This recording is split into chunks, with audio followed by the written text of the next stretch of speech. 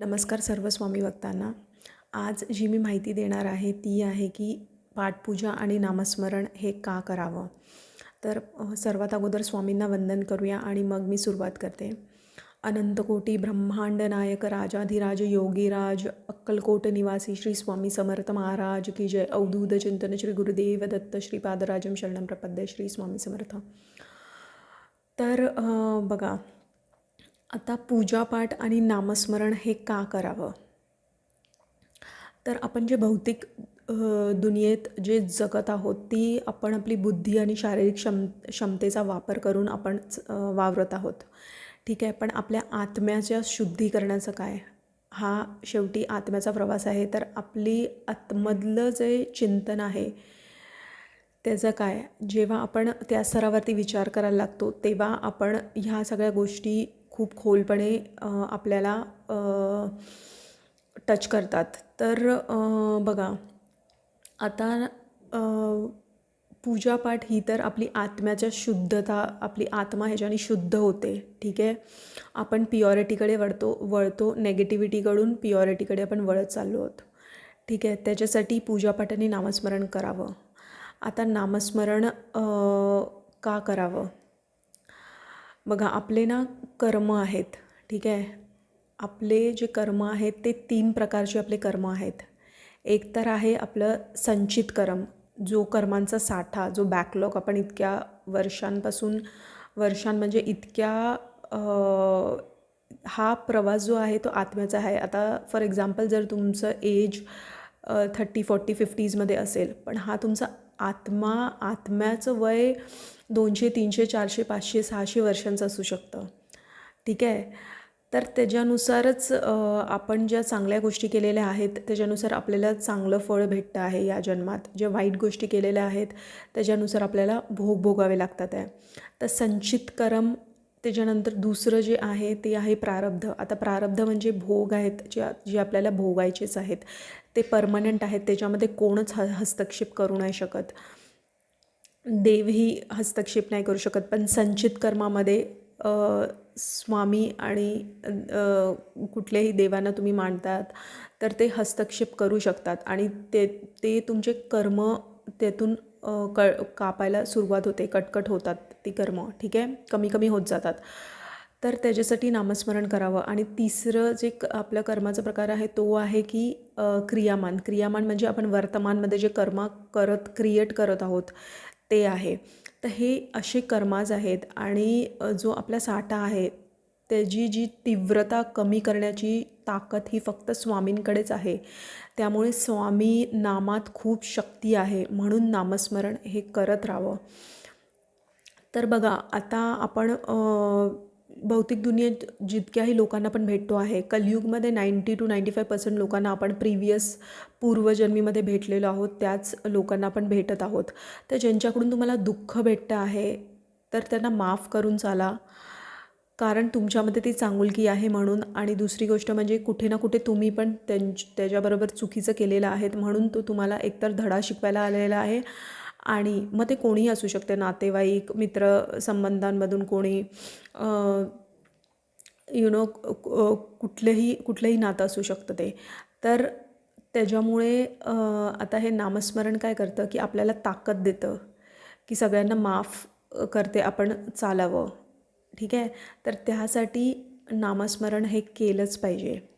ठीक आहे, आता बघा, कलियुगमध्ये ना सगळ्यांना इन्स्टंट पाहिजे आहे. आता इन्स्टंट पाहिजे आहे म्हणजे काय, जर आपल्याला काय त्रास होतो आहे मानसिक शारीरिक जो काही आहे, ठीक आहे, तर आपण काय करतो की आपल्याला असं वाटतं पूजापाठ हवन ह्या सगळ्या गोष्टी आपण सगळ्यात पहिले, जेव्हा आपल्याला त्रास होतो ना तेव्हाच मग लोक धावतात की कुंडली दाखवण्यासाठी किंवा ह्या सगळ्या गोष्टी करण्यासाठी. लग्न नाही होत आहे किंवा शारीरिक प्रॉब्लेम्स आहेत किंवा कुठलेही पैशांचे इश्यू चालू आहेत ते, तर त्याच्यासाठी. ठीक आहे, तर मग आहे ना, जेव्हा प्रॉब्लेम येतात, जेव्हा तुम्हाला त्रास होतो ना, त्याची जबाबदारी पण तुम्हीच घेतली पाहिजे की तुम्हालाच त्याच्यावरती काम करायचं आहे. आता जर तुम्ही पूजापाठ हवन दुसऱ्यांकडून करून घ्याल, बोलवाल, ते तात्पुरतं तुम्हाला आराम देईल, पण नंतरचा प्रवास तो शेवटी तुम्हालाच करायचा आहे. आता जेव्हा आपल्याला बघा, आपण जेव्हा भूक लागतो तेव्हा आपण स्वतः खातो. आपण आपल्या बिहाफमध्ये कोणाला दुसऱ्याला सांगतो का, की तू माझ्या वाट्याचं खाऊन घे, माझं पोट भरेल, असं नाही होत. तर त्यासाठी त्याच्यावरती काम करणं पण ही तुमची जबाबदारी आहे. म्हणून नामस्मरण नेहमी करत राहावं. आणि नामस्मरण पण हे कसं करावं, किती प्रकार असतात, काय असतात, ते डीपमध्ये मी पुढच्या व्हिडिओमध्ये सांगेन. आज मी फक्त कव्हर करते आहे की या सगळ्या गोष्टी पूजापाठ आणि नामस्मरण का केलं पाहिजे. तर आता नामस्मरण कसं आहे ना, भौतिक दुनियेत आपल्याला घाई असते, कुठे ना कुठे बिझी असतो आपण खूप. तर त्यामुळे कधी ऑफिसला जाण्याची घाई, कुठे जाण्याची घाई, किंवा आपण गुंतलेलो असतो सांसारिक गोष्टींमध्ये. तर त्यामुळे ना काय होतं की आपण फटाफट उरकायचा प्रयत्न करतो. पण चालता बोलता उठता फिरता हे केलेलं नामस्मरण तर बरोबरच आहे, पण त्याच्या व्यतिरिक्त नामस्मरण हे नेहमी एका जागेवरती शांत जागा, तुम्हाला जी, असं मी नाही बोलत की देवासमोरच केलं पाहिजे, जिथे तुम्हाला कम्फर्टेबल वाटेल तिथे आसन घ्या, माळा घ्या आणि मग डोळे मिटून करा. 1 तास तरी मिनिमम करा. जर तुम्हाला आध्यात्मिक स्तरावरती जायचं आहे ना, तर ते केलंच पाहिजे. ठीक आहे. आणि ही तुमची ॲक्च्युली आत्म्याची भूक आहे. हे तुम्ही तुमच्या शांतीसाठी करत आहात. आतमधलं तुमचं चिंतन बदलणार आहे ह्याच्याने. आतमधले तुमचे विचार, तुमचं मन इतकं शांत होऊन जाईल की तुम्हाला बाहेरून कितीही त्रास असेल ना, तरी त्याचा काही तुमच्यावरती परिणाम होणार नाही. तुम्हाला इतकं शक्ती देतं फक्त श्री स्वामी समर्थ, जरी हे तुम्ही नाम घेतलंत. बघा, गुरुमंत्र वगैरे ह्या सगळ्या गोष्टी देतात आणि ह्या सगळ्या गोष्टी आहेत, पण आता स्वतः मला स्वामीच गाईड करतात. त्यामुळे मी जेव्हा, जर काय असेल, कोण गुरु असेल, मला भेटणार असेल, तर मानवी रूपात, तर तो समोर किंवा मी त्यांच्यापर्यंत पोचेन. पण जोपर्यंत स्वामी मला आज्ञा देत नाही तोपर्यंत मी या गोष्टीत पडणार नाही. तर त्यामुळे ना नेहमी नामस्मरण, पाठपूजा आणि या सगळ्या गोष्टी करायलाच पाहिजे.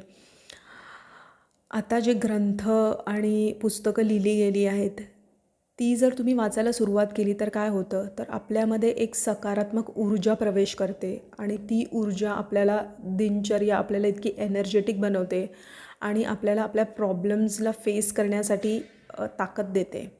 त्याच्यामुळे पोथी, ग्रंथ, ह्या सगळ्या गोष्टी वाचलंच पाहिजे. ठीक आहे. तुम्ही दिवसातून 1 तास तरी काढा आणि ह्या सगळ्या गोष्टी करायला सुरुवात करा.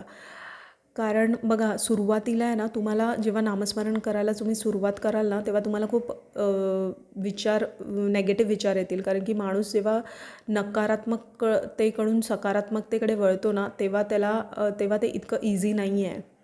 तुमच्या भौतिक दुनियेमुळे तुमच्या आत्म्यावरती इतकी धूळ चढलेली आहे, ती तुम्हाला काय वाटतं या कलियुगमध्ये अशीच फटकन ती तुम्ही झाडू शकता? नाही. ते तुम्हाला खूप वर्ष जाणार. ते करता खूप वेळ लागतो. तर म्हणून पहिलं तर तुम्हाला नेगेटिव्हिटी हिट करणार. कधी कराल, नाही कराल, मन विचलित होईल. मग त्याच्यानंतर हळूहळू कधी तुम्हाला खूप मलिन विचार येतील. कारण आपण डोळे मिटतो तेव्हा आपण अर्धा वेळ, आता मी स्वतः करते, तर मला 1 तास जर मी करायला बसले तर त्यामधून आपण ध्यान अवस्थेत पण जातो. तर त्यामुळे त्याच्यामधून कुठे 5 मिनटं ध्यानामध्ये मी जाते.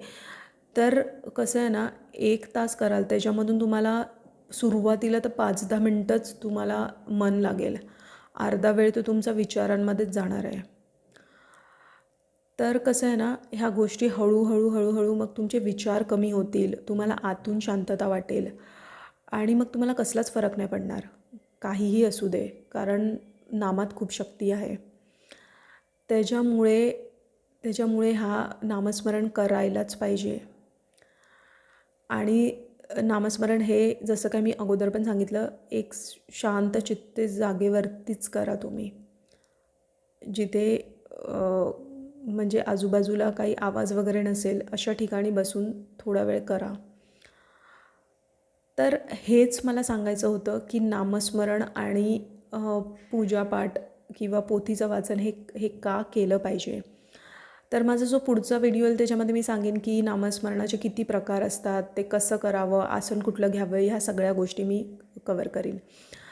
तर माझा व्हिडिओ जर तुम्हाला जर तुम्हाला माहिती भेटत असेल आणि महत्त्वाची माहिती भेटत असेल तर माझ्या चॅनलला सबस्क्राईब करा. स्वस्थ राहा, स्वामींच्या नामात मन रमवून राहा. आणि मी माझा व्हिडिओ इथेच समाप्त करते. माझा व्हिडिओ बघण्यासाठी कोटी कोटी धन्यवाद.